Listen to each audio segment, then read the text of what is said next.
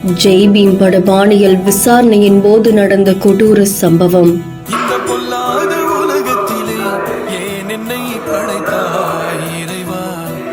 வலி தாங்காமல் கதரும் கதறல் உனக்கே கேட்கவில்லையா? சாதாரண கொலை வழக்கு மாதிரி இல்ல, உடலுடைய ஒரு பாகத்தை கூட விடாம தாக்கியிருக்காங்க. கருங்கல்லான உனை நான் பொழுதும் உடற்கூறாய்வு அறிக்கை நீதிபதிகளையே நிலை கொலைய செய்திருக்கு. கண்ணீரே வழித்துணையா நின்றேனே, இது விதியா?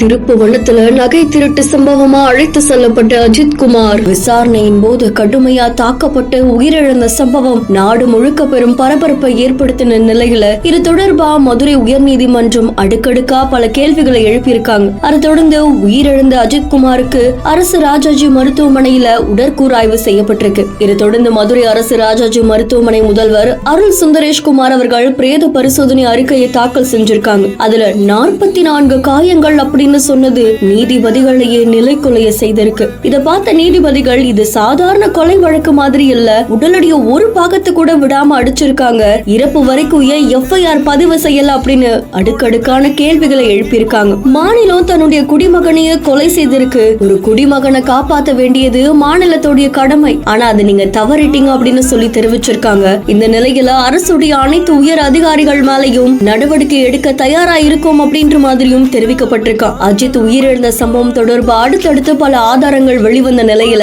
அது தொடர்பாகவும் விசாரணை மேற்கொள்ளப்பட்டு வரதா தெரிவிக்கப்பட்டிருக்கு. இந்த சம்பவம் சிவகங்கையை மட்டும் இல்ல, ஒட்டுமொத்த தமிழ்நாட்டையுமே உலுக்கி இருக்கு. அஜித்குமாருடைய பிரேத பரிசோதனை அறிக்கை வெளியான நிலையில உடம்புல எந்தெந்த இடங்கள்ல காயம் அடைஞ்சிருக்கு அப்படின்ற அறிக்கையை சமர்ப்பிச்சிருக்காங்க. இதுல வலது கை மூட்டுக்கு மேல காயம் ஏற்பட்டிருக்கான், நெத்தில வலது பக்கமா சிராய்ப்பு ஏற்பட்டிருக்கு, இடது பக்க காதலையுமே ரத்தம் உறைஞ்ச நிலையிலையும் வடிஞ்ச நிலையிலுமே இருக்கான். அது மட்டும் இல்லாம இடது பக்க தோள்பட்டையில இருந்து முழங்கை மூட்டு வரைக்கும் காயம் இருக்கிறதா தெரிவிக்கப்பட்டிருக்கு. அந்த இளைஞர் எப்படி துடிச்சு இறந்தாருன்னு தெரியல, ஆனா மலம் கழிந்த நிலையில இருந்திருக்காருன்னு அறிக்கையில தெரிவிச்சிருக்காங்க. இந்த மாதிரி உடலுடைய பல்வேறு பகுதிகளில் காயம் ஏற்பட்டதா அறிக்கையில வெளியானது பலரையுமே அதிர்ச்சிக்குள்ளாக்கி இருக்கு.